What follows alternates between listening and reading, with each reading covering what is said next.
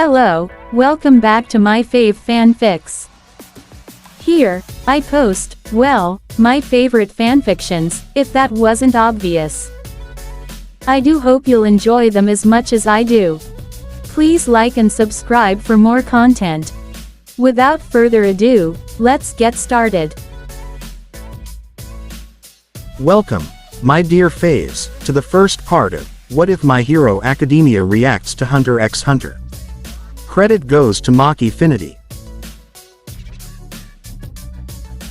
Chapter 1. Sounds of falling and startled yelps filled a once empty theater room as 20 or so teenagers fell into a messy pile of limbs. A familiar gruff and angry voice yelled out, "The hell!" The first few to stand on their feet were disoriented for a few moments, before immediately tensing up, realizing that something abnormal had happened. They were just in their dorms a few moments, gearing up to spend the rest of the night in their beds sleeping. As the rest of the class managed to get up, they came to the same realization. Could this be a villain isolating us for an attack? The calm yet tense voice of the usually composed Yaoyorozu Momo rang out silently. The rest of the class murmured nervously. Before anyone could decide what to do, a flash took place, and another group that wasn't there tumbled in. They were much quicker to their feet, and immediately analyzed their surroundings from years of combat and training. Pro Hero Eraserhead's eyes widened at the sight of his class. The students felt hopeful at seeing their teachers here, more assured that whatever was happening wouldn't go on for much longer. More flashes appeared, as groups of people began to fall into the space that was quickly getting crowded. Faces such as Endeavor, Gran Torino, and, "Is that Sir Night-Eye?" appeared.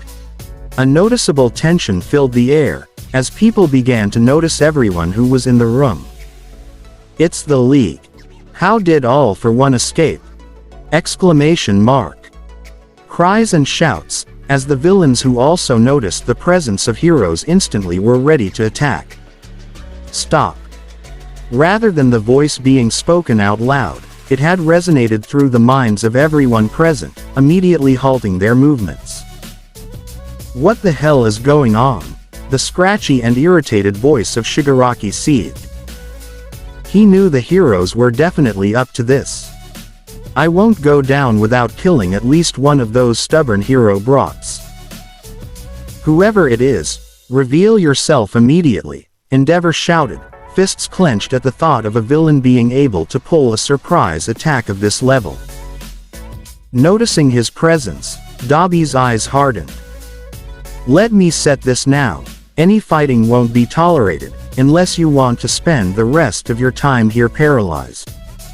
Won't mean much to me." All for One's head tilted slightly, thoughts racing at all the possible suggestions and meanings of them being here, and the mysterious voice that they were able to hear. "I haven't heard of any teleportation quirk of this level, in the hero industry or villain underground. If it even is teleportation." A young frightened girl, weakened by blood loss and covered in bandages, whimpered, having found herself in the midst of intimidating figures, heroes and villains alike. "Who are you? And what do you want?" A hard edge filled the voice of Tugata Mirio. His friends and a classful of his Kahai had been put in an already dangerous situation, amplified even more by the subtle threat of whoever was speaking. Have you ever wondered, in a world such as your own divided by the class of hero and villain, what it would be like to be free? Confusion filled the expression of most there, as they struggled to grasp what the question meant for them being here.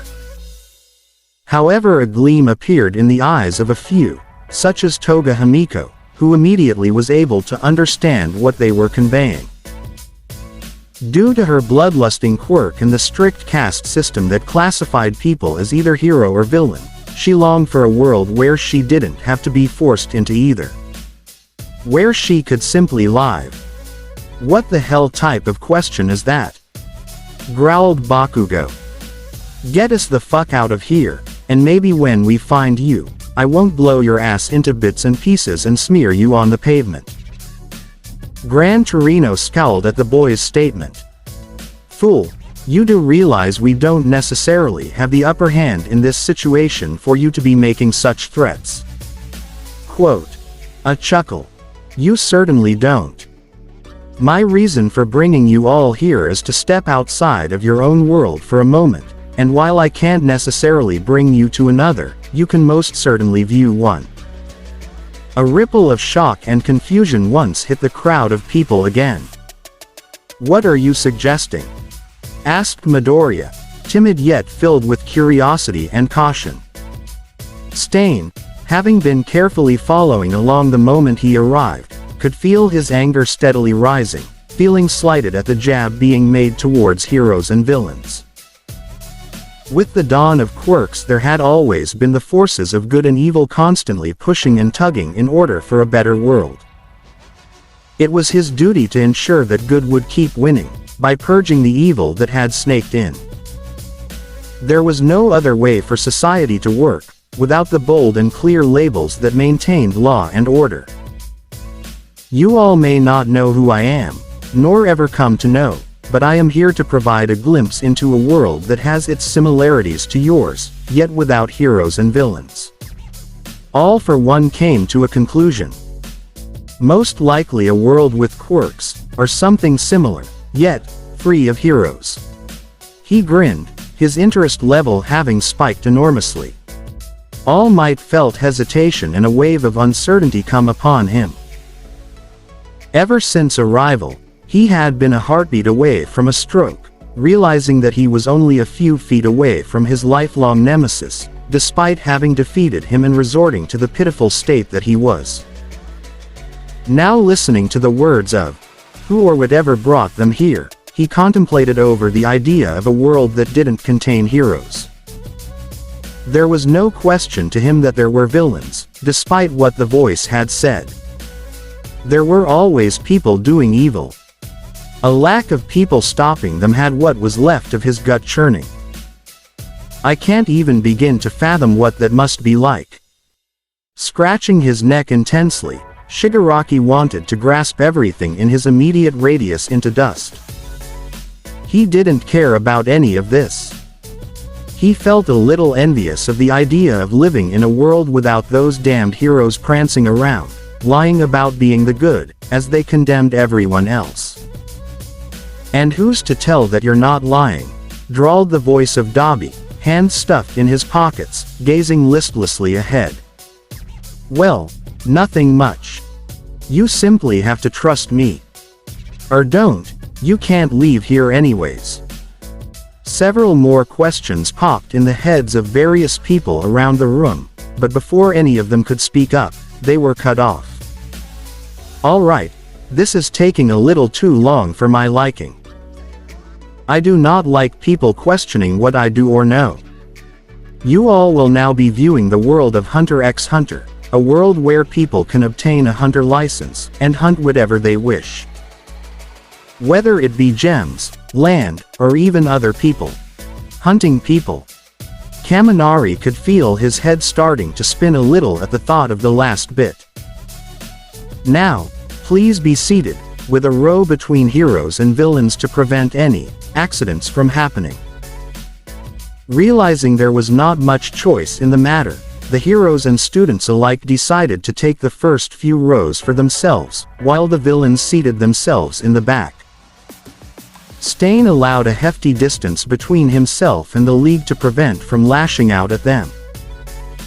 Soon, there was only one person standing, the small young girl, who was neither a hero nor a villain.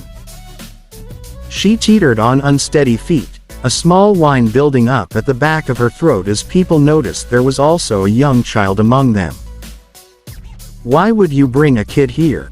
Eraserhead asked darkly, realizing the young girl could not have been older than 6.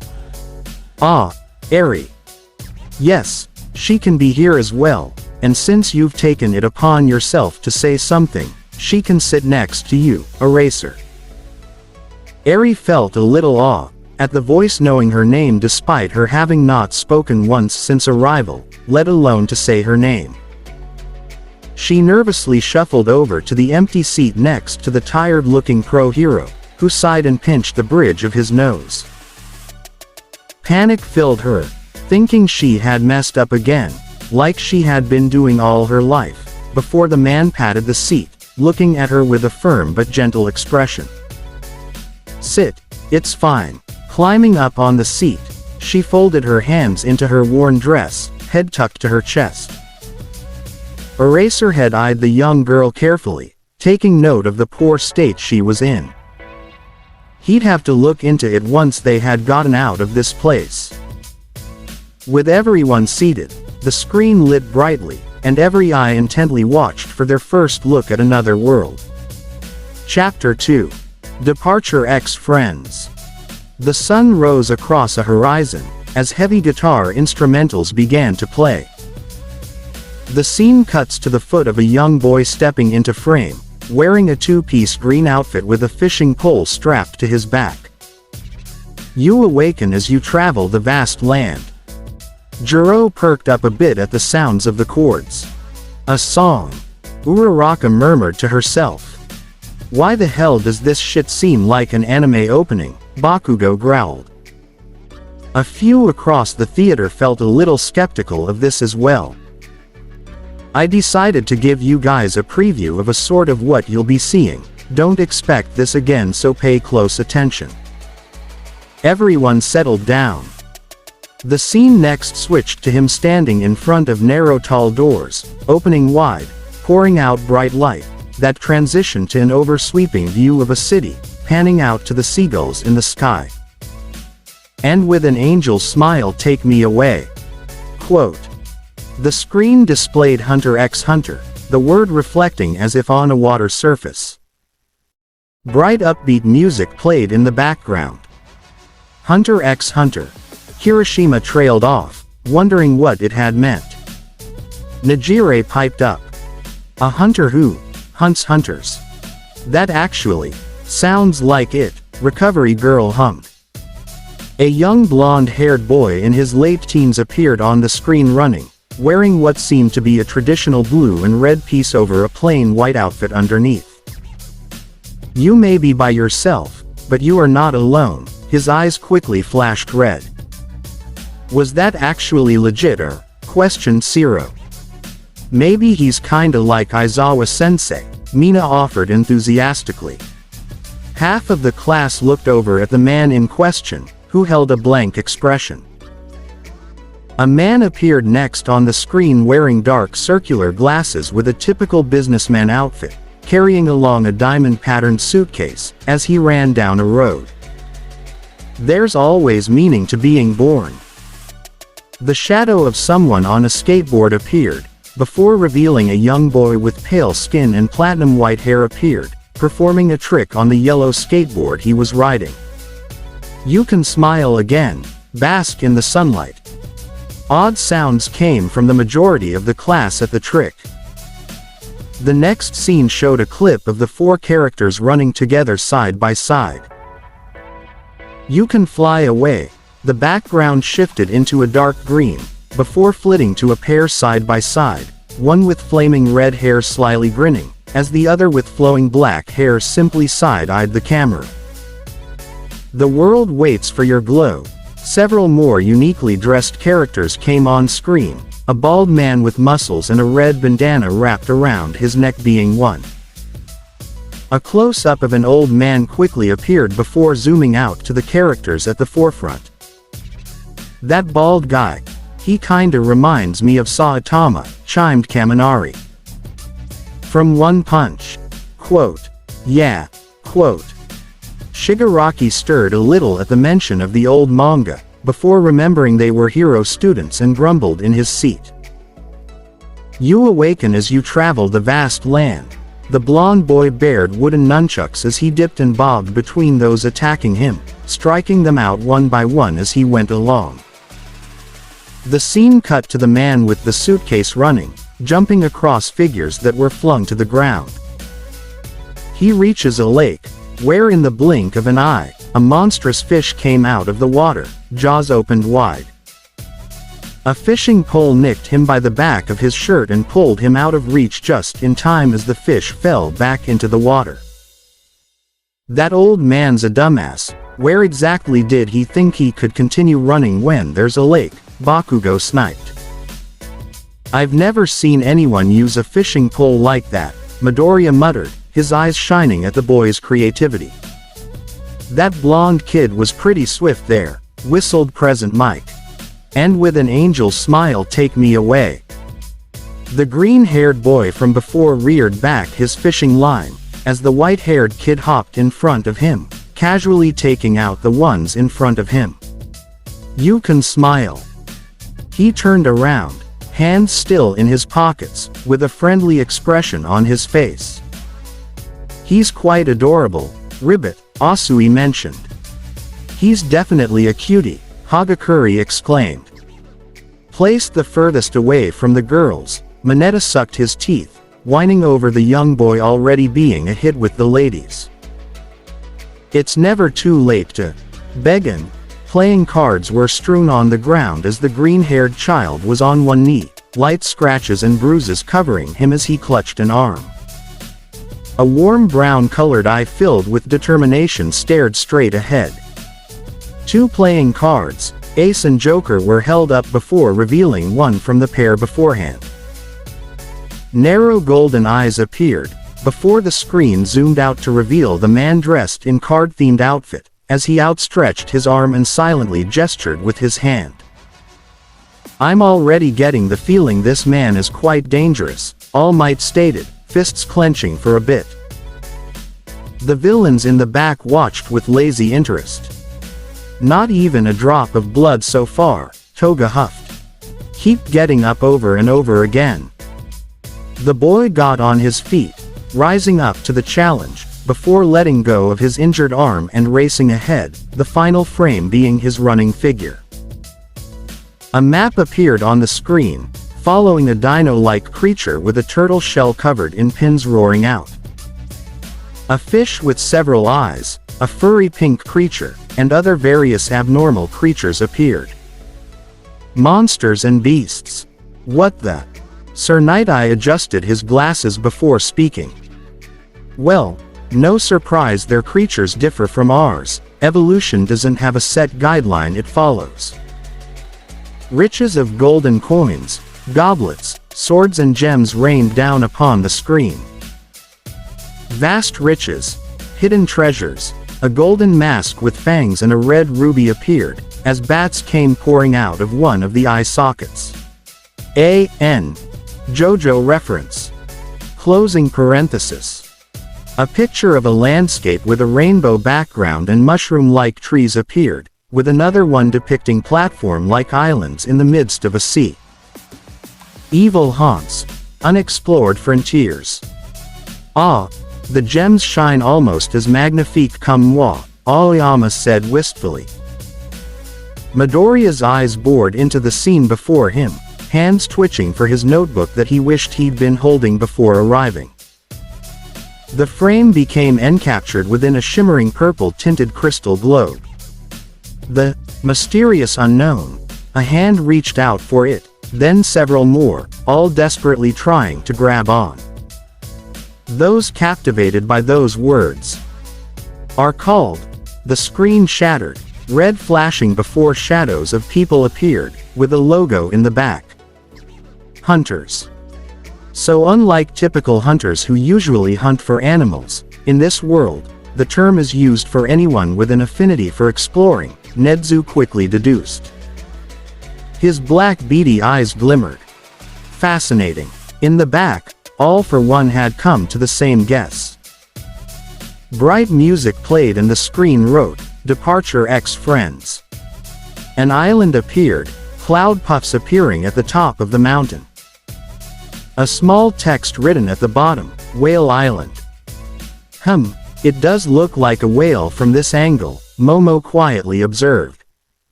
Huh. She waved off the questioning look of Kaminari. A quaint town appeared from an eagle's eye, sun brightly shining as townspeople were shown making light conversation.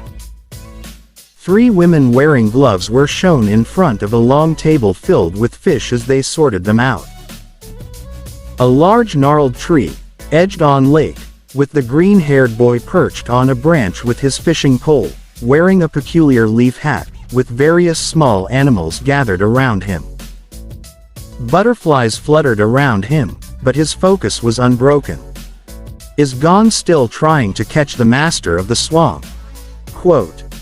Gon, Aizawa said, putting a name to the young boy. Master of the swamp.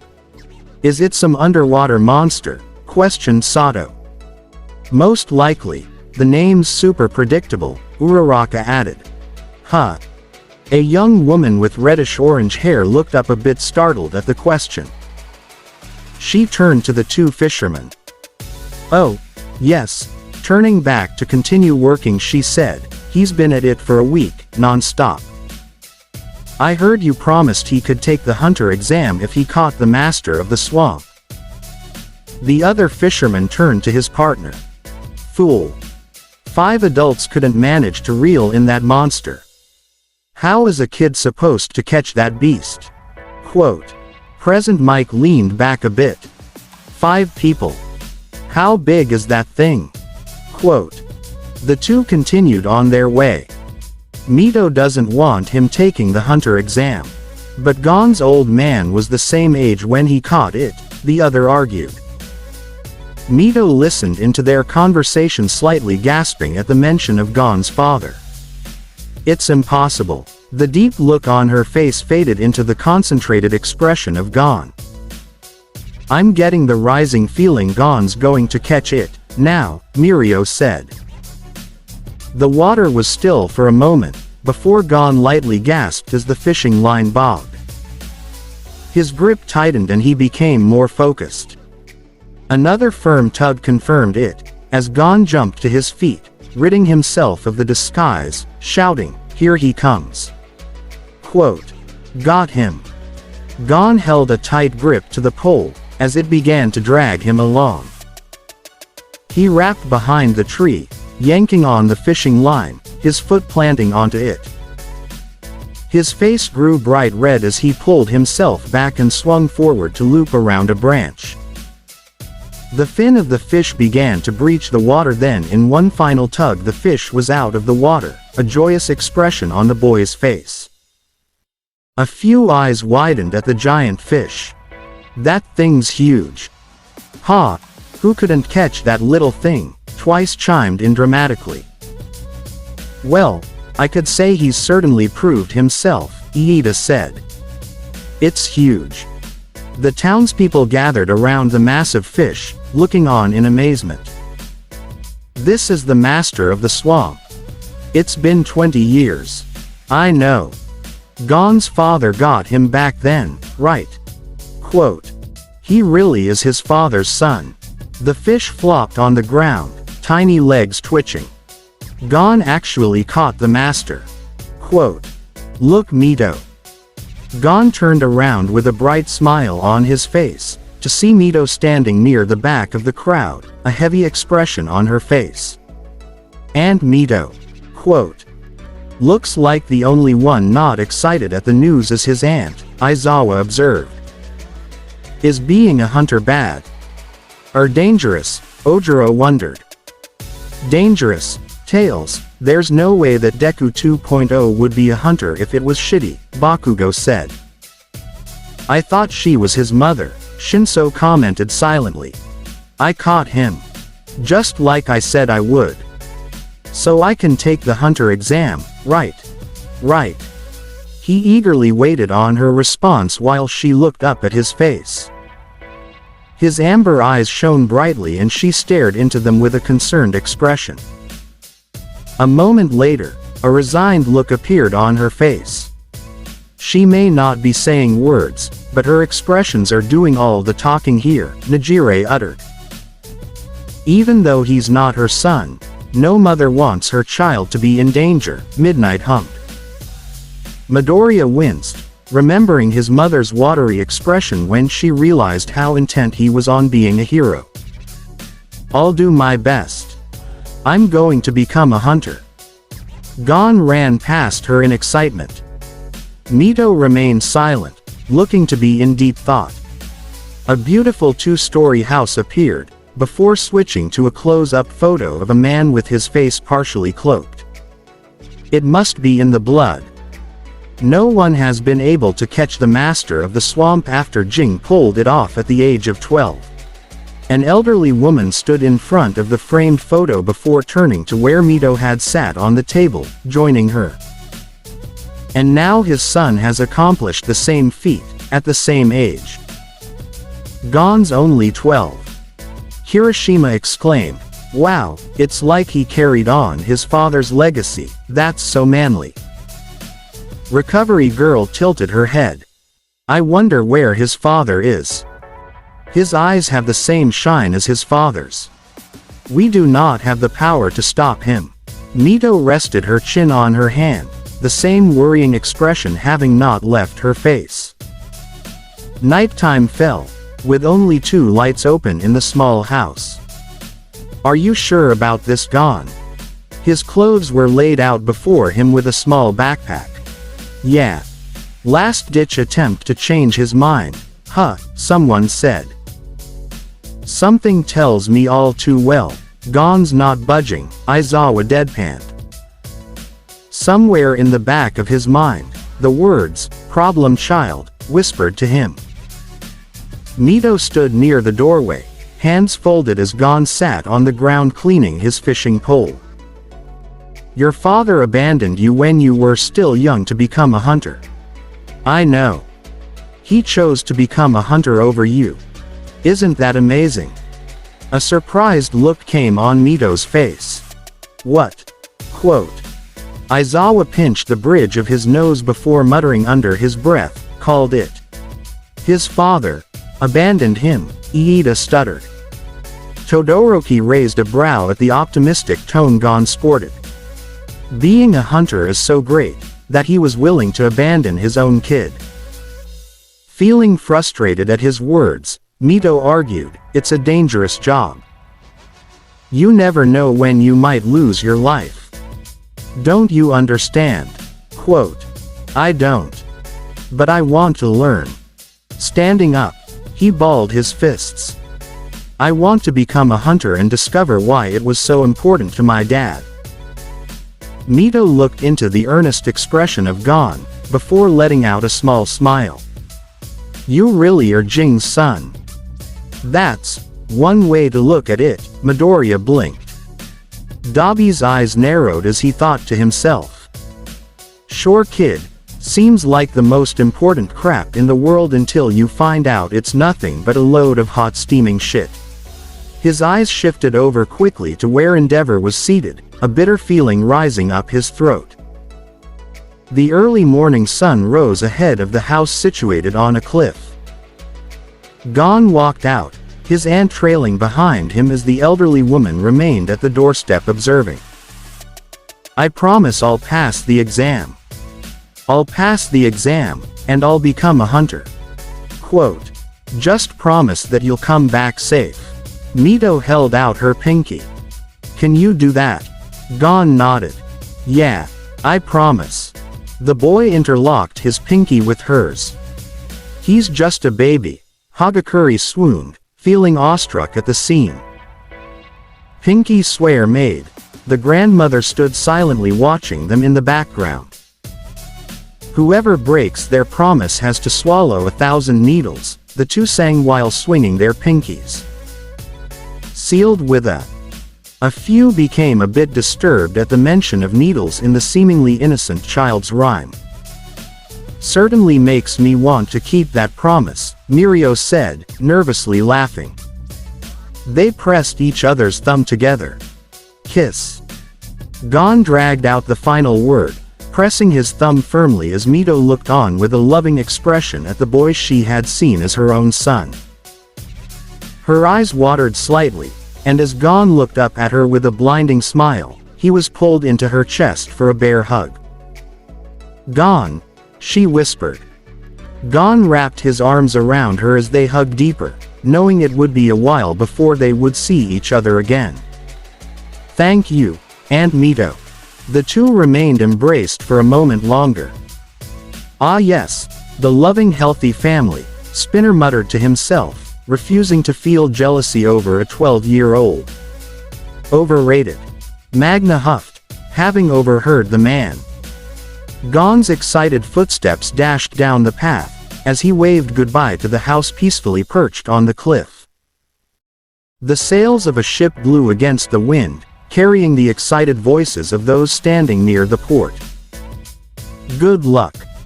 Gon waved with both hands at the people gathered, the ship slowly departing. "Knock 'em dead." The people shouted encouragement to the young boy, which they all knew was going to take part in the hunter exam. "Wow, a good amount of people gathered for this," Mina noted. "I wonder, compared to becoming a hero, how big of an event this is." Midoriya continued to talk himself into a dizzy, those near him leaning out of his range slightly. "For fuck's sake, just give the nerd his notebook already," Bakugo called out disgruntled. With nothing but a comically sounding pop, Midoriya's notebook materialized in his hands. Halfway to tears, he turned to Bakugo, trying to say a thanks before getting rudely cut off by him exclaiming, "I had nothing to do with it, you dumb fuck." Quote, "I'm going to become the best hunter in the world. Once I'm the best hunter in the world, I'll come back." Gon shouted this out, despite having no longer been in hearing range of the island. A chuckle came from behind him. "The best hunter in the world." Quote. Gon turned around at the remark. "He's underestimating it." Groups of rough-looking men were either sitting or standing across the ship's deck. Every year, there are millions of skilled applicants for the hunter exam. A man wearing small glasses appeared in a business suit, a lecherous expression focused on a women's magazine. "But only a handful are selected. It's that guy from the intro," Zero exclaimed. "Why are they already being mean to Gon?" Uraraka said, her cheeks puffing out angrily. Mina and Hagakure followed in suit with their own loud proclamations, with Asui riveting in agreement. Nearly everyone in the theater sweat dropped, at how quickly the girls were becoming hardcore defenders. A young blonde-haired boy appeared, slightly leaning on the ship port as he looked out at the blue sea. "Don't say stuff that you can't back up, kid." The men laughed rambunctiously. The seagulls ahead flew alongside the ship's sails. Gon walked ahead, looking around for a bit before he heard a thud.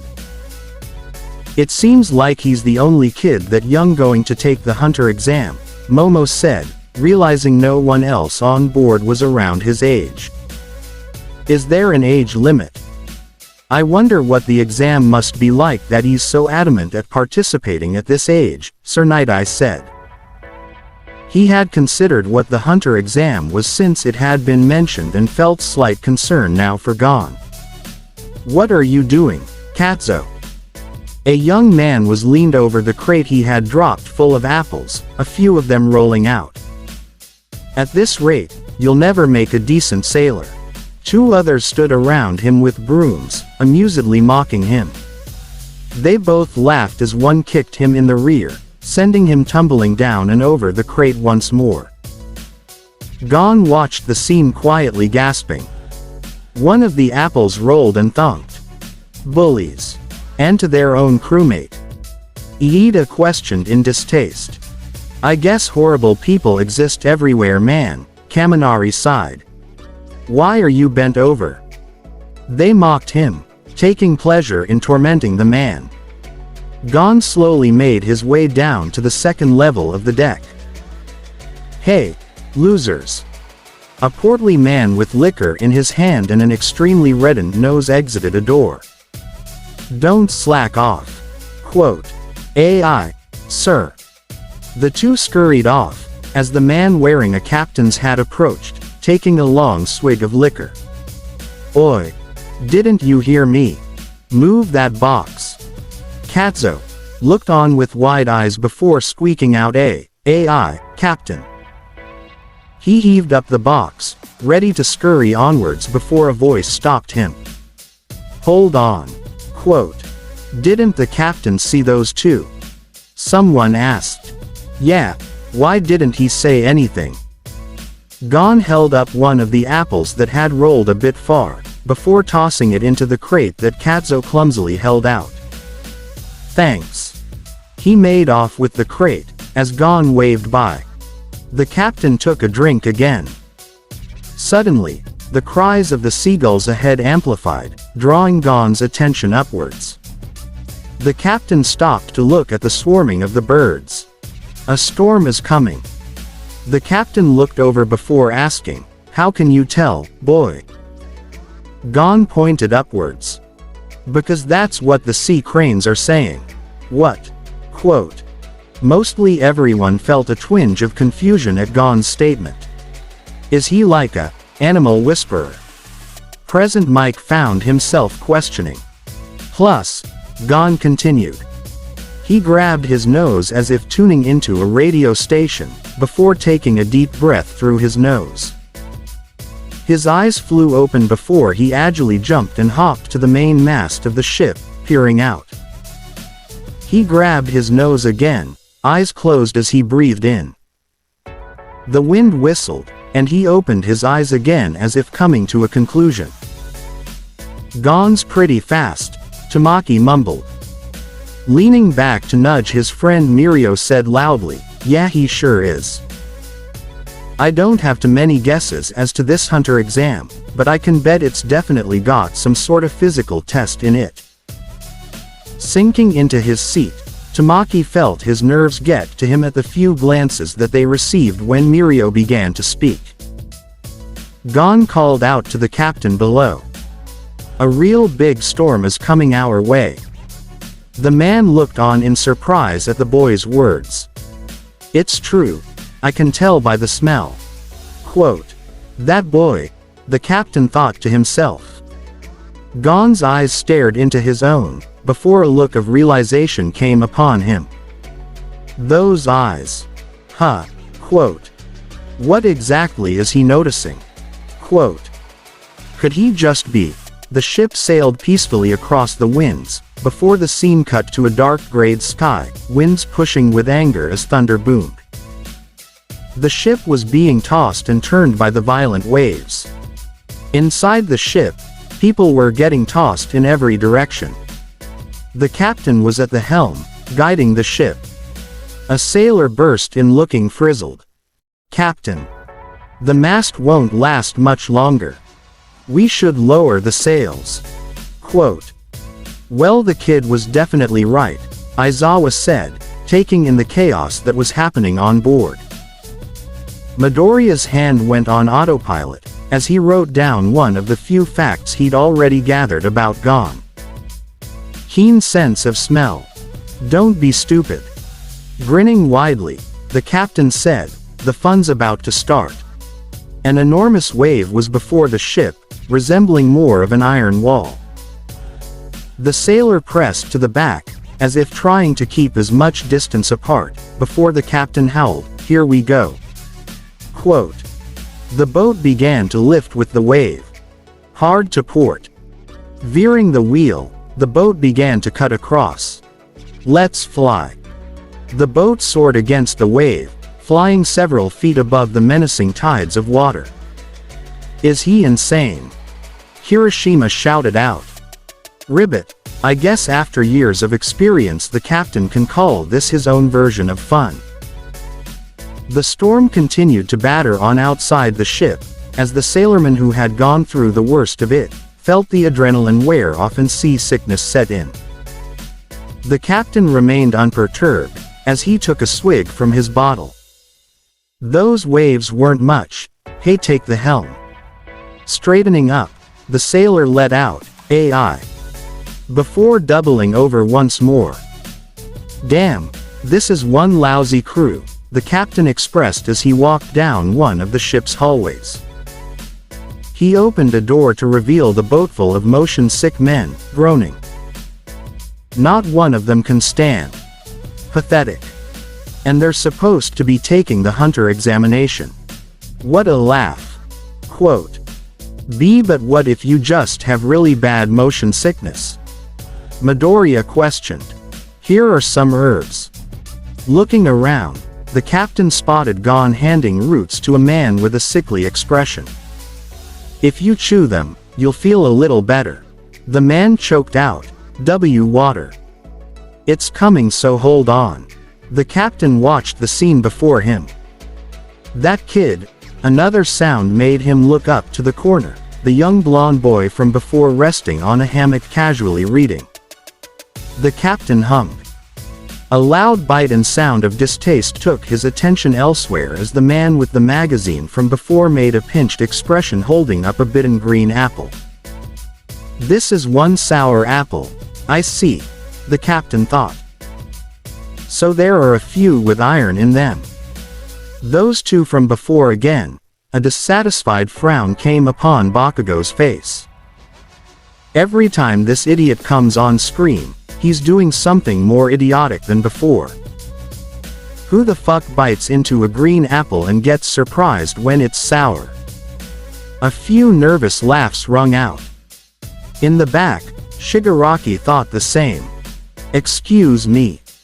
The captain was whirled out of the way as the man from before, Katsuo, appeared racing in with a cup. Here is your water. He held it out to Gon, who offered thanks before giving it to the sickly man. Now drink up. Quote. The captain analyzed them, the blonde, the man with the apple, and Gon. Thanks. I really appreciate it, Katsuo. The scene cut to the three standing in the captain's office as he asked for their names. Gon has a kind heart, Recovery Girl said at the scene. Gon outstretched his arm in greeting before saying, I'm Gon. The blonde boy introduced himself as Kurapika quietly, with the business suit man calling himself Lirio. Why do you want to become hunters? Quote. The man, Lirio, immediately pointed out his finger. Hey. If you're not an examiner, you can't boss us around. The captain grumbled, just answer the question. Gon turned his attention back to the captain and said, my dad is a hunter. The captain looked surprised at his reveal. The captain definitely knows something about Gon. The way he reacts makes it so obvious, Midnight said, leaning her chin on her hand. I left Whale Island because I want to know why my dad wanted to be a hunter so much. The captain's face became solemn as he thought, Whale Island, so this is Jing's son. The day has really come, huh? Hey kid. Quote. Wait, so the captain knows Gon's dad? Kaminari exclaimed. It seems like there is a bit of mystery hovering around Jing, Nedzu said cheerfully. Gon looked at Lirio with a puzzled expression. Huh. You're not supposed to answer his question. Gon turned to face him. Why can't I tell him why I'm here? Lirio held out a hand. Not a team player, huh? Quote. He pushed his pointer finger onto the boy's forehead. I don't want to reveal why I'm here. Kurapika spoke up. I agree with Lirio. What? Lirio straightened back up, his attention focused on the blonde. Hey. Aren't you younger than I am? Show some respect. Quote. Shigaraki's eye twitched. That NPC, making all that damn noise. His dislike for Lirio was quickly growing. Why are they being so secretive? Jiro said aloud. One could simply dodge the question with a plausible lie. Kurapika ignored him. Lirio's expression grew angry as he called out again. Hey. Are you listening to me? Kurapika looked up at the captain. But I consider lying a sin and it's dishonorable. That said, if I were to tell you the truth, I would be exposing my deepest secrets. Kurapika closed his eyes, clutching near his heart. That is why I cannot provide an answer. Hey, you, don't ignore me. Lirio irritatedly shook a finger at him, stepping forward for confrontation. In other words, you refuse to answer my question, the captain concluded. Hey, Katzo. The man responded. Captain. He seems so serious, Tokiyami noted. There wasn't much the screen had revealed, but he made his guesses. Just seems like another stuck-up brat, Dabi snorted, rolling his eyes. The captain held onto his pipe, eyes closed as he stated, tell the exam committee that we have 2 more dropouts. What? Exclamation mark. The entirety of the class exclaimed. It had even shocked a few of the teachers. Lirio and Kurapika's expressions became shocked. What? Exclamation mark. Lirio, dumbfoundedly turned to the captain. What do you mean? You still haven't figured it out. The hunter qualification exam has already begun. Whoa, wait, the exam has already begun. Ojiro blurted out. Not quite, I think, listener. Just the qualifications, Present Mike stated, catching the specific wording. What? They simultaneously said. Thunder echoed outside as the ship battled the waves. As many people want a hunter's license as there are stars in the sky. The examiners don't have the time or resources to review them all. So they hire people like us to screen the applicants, the captain explained, removing his pipe. Standing in front of the roomful of passed-out applicants, a sailor held a clipboard marking down dropouts. I've already notified the committee that everyone else on this ship had to withdraw. The 3 looked stunned at his revelation. If they couldn't handle a little storm, they'd stand no chance in the hunter examination's later stages. In other words, you only proceed to the main exam if I pass you. He failed them already! Exclamation mark. Mineta shrieked. The hunter exam is no little thing, then, All Might said. It seems to be definitely on par with the UA exam, more so even, Midoriya said, scribbling down the bit of information. I think we're skipping out on the bit where the captain said he determines whether they pass or fail, Kaminari nervously laughed. So think carefully before you answer my question, he warned. So he says. Gon looked up at Lirio, who sported a displeased look. He should have told us sooner. Kurapika kept his eyes closed, taking in the words of the captain. I am the last survivor of the Kurta clan, the reserved boy revealed. Last one. Midnight trailed out. Gon and Lirio faced him inquisitively. 4 years ago, my clan was massacred by a band of criminals. I want to become a hunter and capture the Phantom Troop. Holy. His entire clan was murdered. Todoroki said to himself. Who could do such a thing? All Might soberly stated, his chest clenching at the thought. So you're out to become a blacklist hunter then? The Phantom Troop is a Class A bounty. Not even the most grizzled hunters can touch them. You'd be throwing away your life, the captain told him. Kurapika simply responded, I do not fear death. I fear only that my rage will fade over time. His gray eyes flashed a bright red. He's out for revenge, Aizawa bluntly said. His left eye twinged, as the voice in the back of his head chimed in once again, problem child. So it wasn't a trick of light, his eyes really did flash red, Mina gasped. Iida looked at the screen, his reaction blank at the words Kurapika said. Don't fear death. Huh, he thought, remembering his own feeling of rage when his brother had been paralyzed by the hero killer. At the moment, his life did not feel too big of a sacrifice in order to right the wrong against his brother by taking on the man that had ended his hero career. So, in other words, you want revenge, Lirio huffed, seemingly not impressed. The man held out both of his hands. You don't have to be a hunter to do that. He crossed his arms, a smug expression on his face. That may be the stupidest thing I've ever heard, Lirio. The pissed look returned on his face. That's Lirio-san to you. Quote. Something is telling me this petty arguing isn't going to end well, Asui croaked.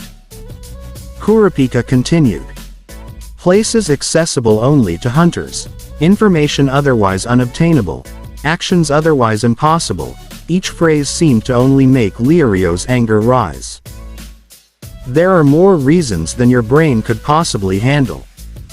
Dabi let out a hum, ignoring the insults given from the teen and focusing on the advantages he listed out. So, all of these valuables, in exchange for passing the hunter exam and becoming a hunter. No wonder people are flocking to it, according to the captain. Lirio seemed to puff out smoke from his nostrils, enraged at Kurapika's words. A hand came up to his face. Hey. Why do you want to become a hunter, Lirio-san? Distracted by Gon's question, Lirio's anger dissipated. Me. Quote. I'll make it short. He leaned down a bit to Gon. I want money. Gon let out a confused noise. Lirio shot up, pointing to himself while he made the OK symbol. Money can get you everything. Quote. Stain gritted his teeth together at the pure greed that dripped from Lirio's mouth. A dreamy castle-like house appeared in the background. A big house. A shining gold car appeared. A nice car. Bottles of liquor rained down, as Lirio exclaimed, top-shelf liquor. His cheeks were reddened at the idea. That all seems a little, Momo began, hesitant. Shallow. Sato finished off. You can't buy class with money, Lirio. Instantly his expression was of silent rage. Lirio turned around silently to glare at Kurapika. That's 3 times now. Step outside. Walking towards the door leading outside, Lirio quietly said, I'll end the filthy Kurta bloodline here and now. Hey. Quote. Aoyama winced. Ah, Amy, that seems a little extreme, non. Toga shivered, wondering if any fight would break out at the words. Come on man, not cool. He just revealed how he's the last survivor of his murdered clan, Hiroshima said, shaking his head. Kurapika immediately became ticked off. Take that back, Lirio. Opening the door he paused for a moment, looking back at the young teen. Kurapika stared him down. Take that back. Lirio met his gaze with a challenge. That's Lirio-san to you. He left the room without another word. Provoked, Kurapika stalked after him. Hey, boys. I'm not finished yet. The captain's words were ignored. Just let them go, huh? That storm's still out there, Shinso remarked. TCH, reckless, Endeavor scoffed. Gon stood, after watching the entire scene, still gazing at the door left open. Aunt Mito once told me, the screen flashed bright, before a scene appeared with a much younger Gon standing in front of Mito, who was sitting at a table. If you want to know more about a person, find out what it is that makes them angry, she advised gently. The screen turned back to present time. It's important for them to understand why they're mad. Kurapika was behind Lirio, the both of them steadily making their way outside. So we should let them settle it themselves. Arms crossed, the captain simply stood there. That makes sense in a way. Oftentimes what hurts people the most, invokes the most emotion from them, tells a lot about who they are as a person, Midoriya murmured. Captain. He turned to the sailor at the helm. Look. The frightened sailor pointed. Amidst the storm, a waterspout had formed. If that waterspout catches us, the ship will sink, Katsuo hurriedly said. Lower the sails now. the captain commanded. Eri's eyes widened at the sight of the storm that had gotten worse. I hope Mr. Liario and Mr. Kurapika don't get hurt. Gon chimed in, I'll help. Okay. Come with me. The two ran out of the room. The captain pushed the sailor aside. I'll take the helm. Quote. The old man's eyes hardened before shouting, hard to starboard. Outside, the sailors urgently ran to the sails. Hurry. The waterspout is gonna get us.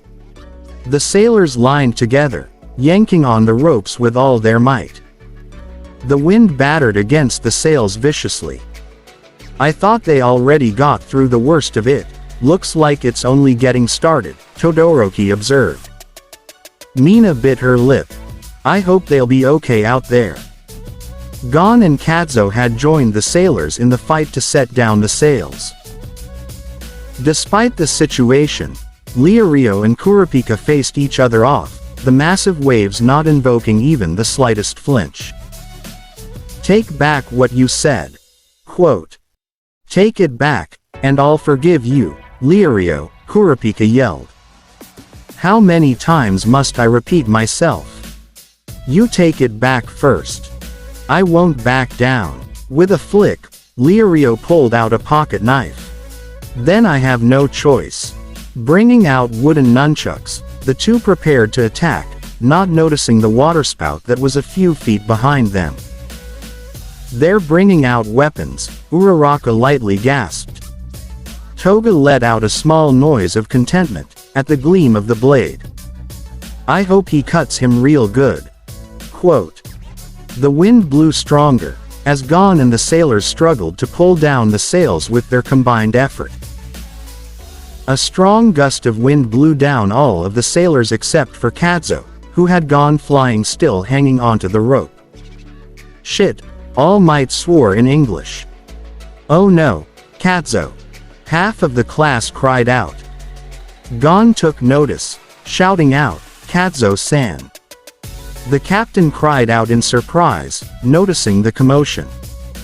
Kadzo flew across the ship, startling Kurapika and Liario, as they watched him soar towards the sea.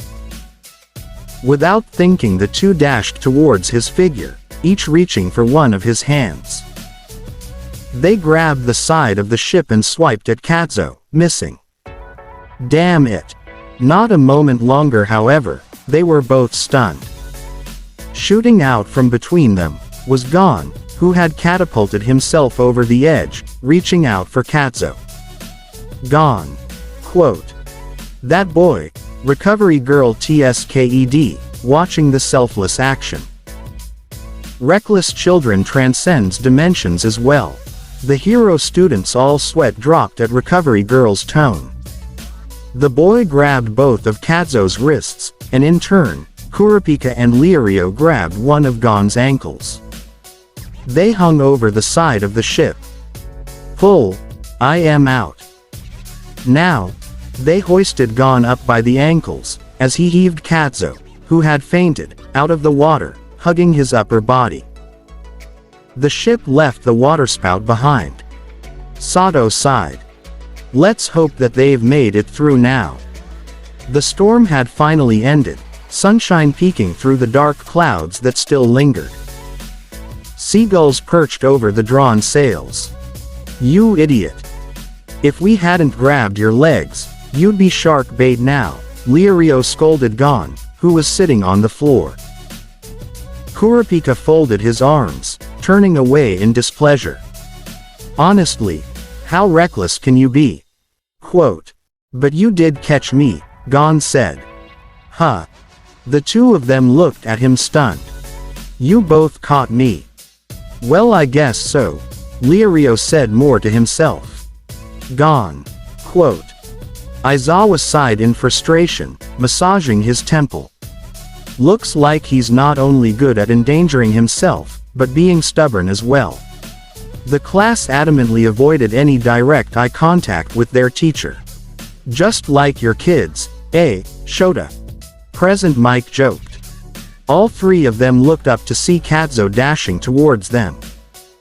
Katsuo-san. Thanks, Gon. You saved my life, he said appreciatively. Gon beamed up at him. I couldn't have done it alone. He turned to where Lirio and Kurapika were standing. These two helped save you. At Gon's mention, they looked like deer in headlights. Thank you, very much. Katsuo bowed. No, you don't need to thank me, Kurapika said offhandedly. Lirio smoothed a hand over his hair. Well, yeah, I'm glad you're okay, he smiled. Yeah, I'll be returning to my station. Katsuo ran off again, returning back to his daily duties. Noticing Kurapika's stare, his expression fell into skepticism. What?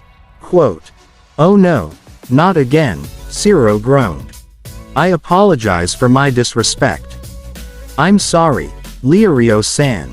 Lirio looked dazed at the apology. What's with the sudden change?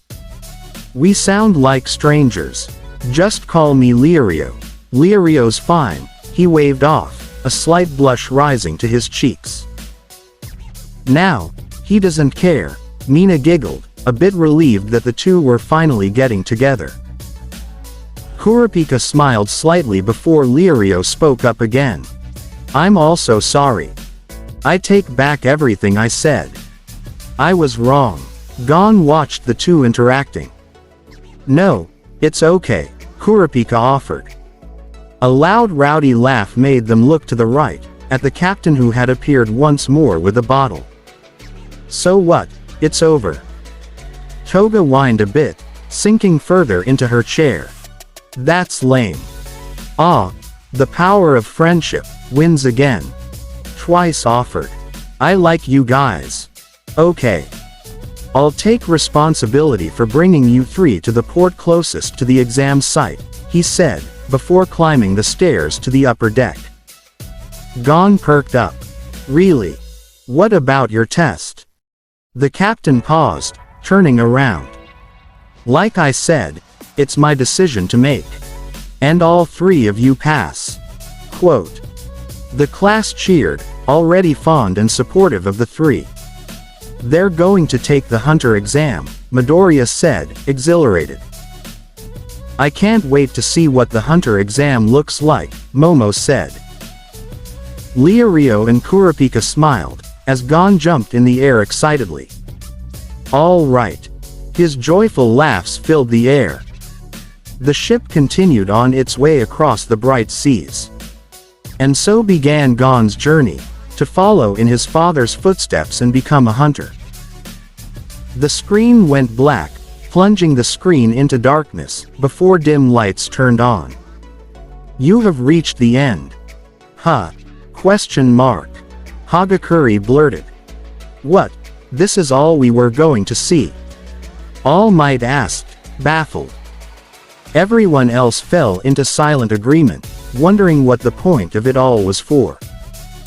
End of the first viewing, that is. Troll, Shigaraki whispered. Hey, you really had us there for a bit. Quote. Light chatter rose, as Class 1A turned to themselves to discuss what they had seen so far. Man, all I can say is that they have some really weird creatures. Shiro said. Gon reminds me of my smaller siblings, Asui added. Aizawa found himself in deep thought, as the scene where the three hunter applicants had gone over their reasons for wanting to be a hunter. Similar to being a hero, each one of them had a different reason for wanting to be a hunter. However, I can't really distinguish any reasons so far as to why hunters exist. A license to hunt. For whatever they wish. Why would such a foundation even need to exist in the first place, unless they're allowed to step outside the perimeters of the law somehow? In the back, the villains remained silent, taking in the new world they had seen. Gon's kinda cute, but he's definitely way too young, Toga sighed to herself, wishing she had a blade to twirl. That brat is just as annoying as those down there, Shigaraki said, glaring at the hero students who were joyfully conversing. Dobby hummed, not all too interested. So far, nothing worthwhile had captured his attention. He wondered what type of powers that world held, if any at all. The strength level did seem above their own, from what he'd seen so far with Gon, a 12-year-old child lifting a massive fish from the lake. Or maybe that was just a special case. Then the screen lit bright once more. Unfortunately, this part is over. I hope you enjoyed it. My apologies for all those quotes. Please have a good morning, afternoon, evening or night. See you next time, faves.